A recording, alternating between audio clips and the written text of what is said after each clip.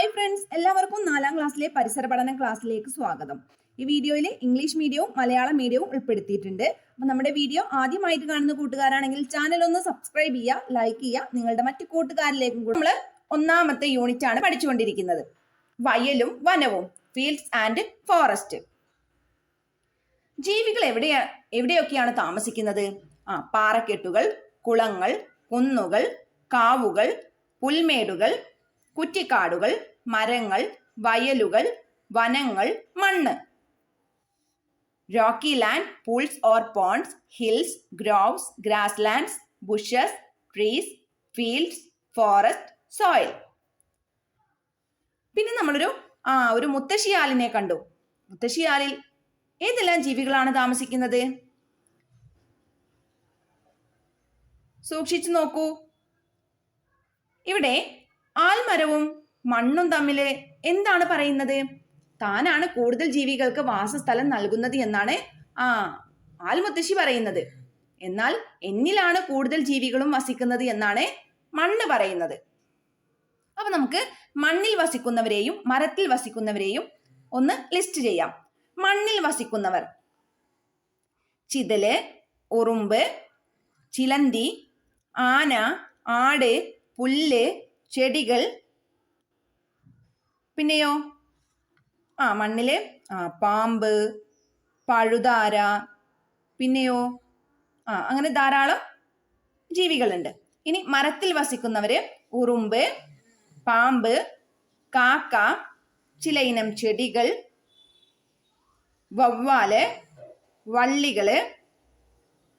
മരത്തിലും ചിലന്തികളും ചെറിയ ചെടികളും, മങ്കി, ചെറിയ പ്രാണികള്, പിന്നെയോ അണ്ണാറക്കണ്ണൻ, കുരങ്ങ്, ഇവരെല്ലാം നിങ്ങൾ ഉൾപ്പെടുത്തണം.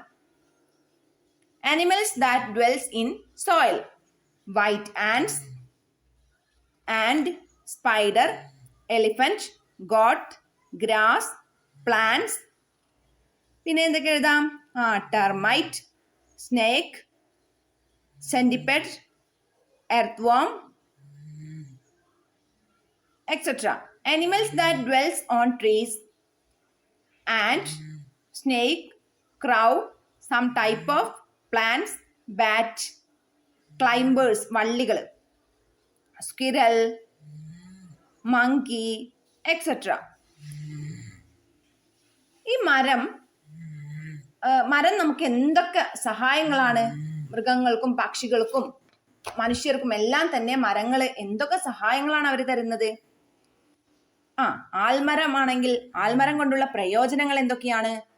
വാസസ്ഥലത്തിന്, ആഹാരം ലഭിക്കുന്നതിന്, സംരക്ഷണത്തിന്, ശുദ്ധവായു ലഭിക്കുന്നതിന്, തണൽ ലഭിക്കുന്നതിന്, ശത്രുക്കളിൽ നിന്ന് രക്ഷ നേടുന്നതിന്.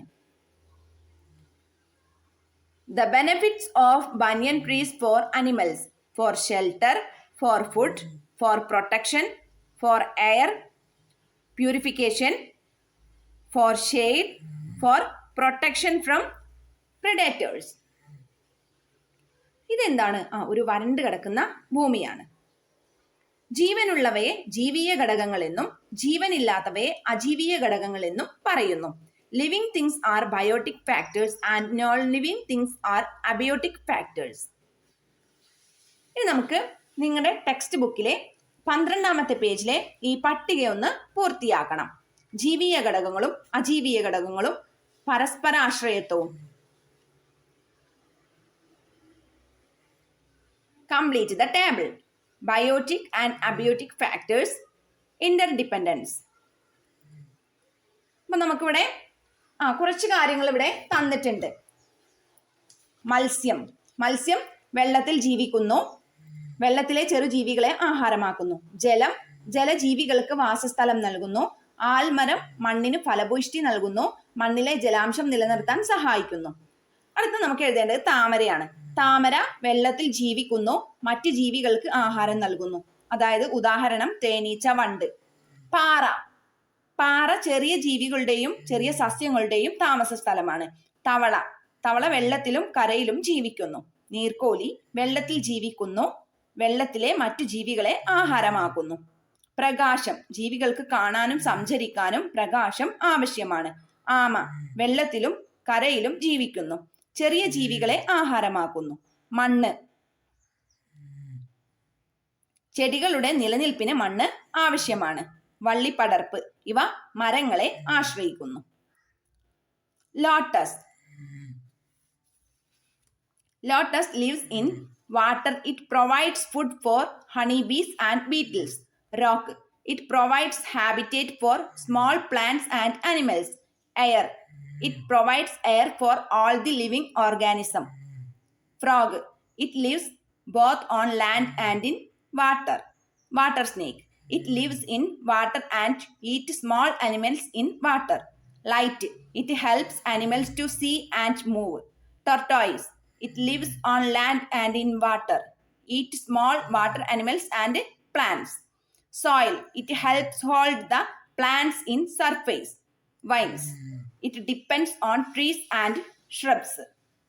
ഓക്കെ, അപ്പൊ ഇന്നത്തെ ക്ലാസ്സിൽ ഇത്രയും ആക്ടിവിറ്റീസ് ആണ് തന്നിട്ടുള്ളത്. കൂട്ടുകാർക്ക് ഈ വീഡിയോ ഇഷ്ടമായെങ്കിൽ ലൈക്ക് ചെയ്യുക, നിങ്ങളുടെ മറ്റു കൂട്ടുകാരിലേക്കും കൂടെ ഒന്ന് ഷെയർ ചെയ്യുക. ഓക്കെ, അപ്പൊ നമുക്ക് അടുത്ത ക്ലാസ്സിൽ കാണാം. Thank you.